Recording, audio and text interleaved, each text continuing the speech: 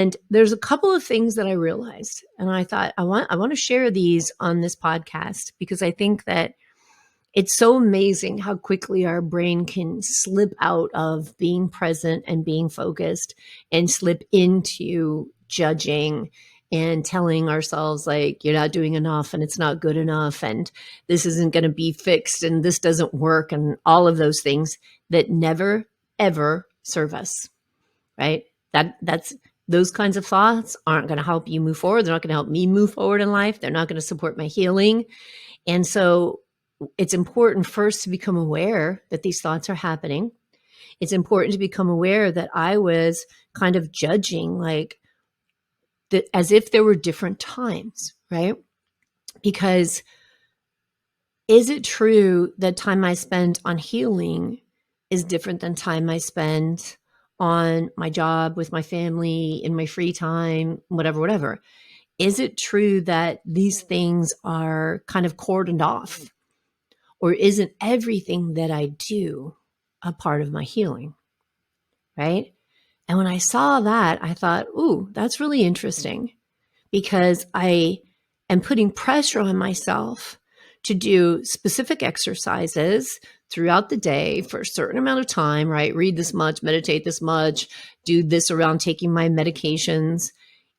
And that I was having a difficult time and struggling with how do I do all of this? And then how do I do all of my business and my social obligations and all of this? When I started to look at it, I thought, okay, hold on. Why am I separating that?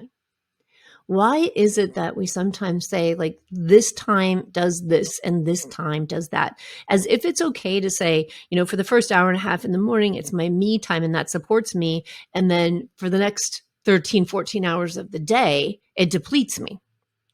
Why isn't the whole day part of everything I do to support my health and my healing? So if I'm going to work, but I haven't learned to manage my mind around the expectations that are happening at work, so I'm miserable at work, and then the only time I find peace is this little piece of time I've carved out for myself and say, this is my time for peace.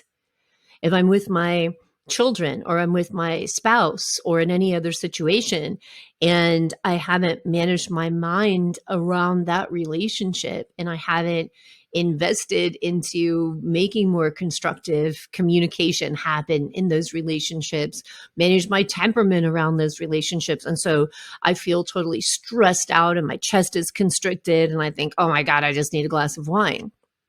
Well, that's really not the way that we want to lay out life, right? So we don't want to partition it so that we can't find balance, because we can't find balance if we say, this part of my time is for this part of my time is for that, although we may be doing different physical activities in that time.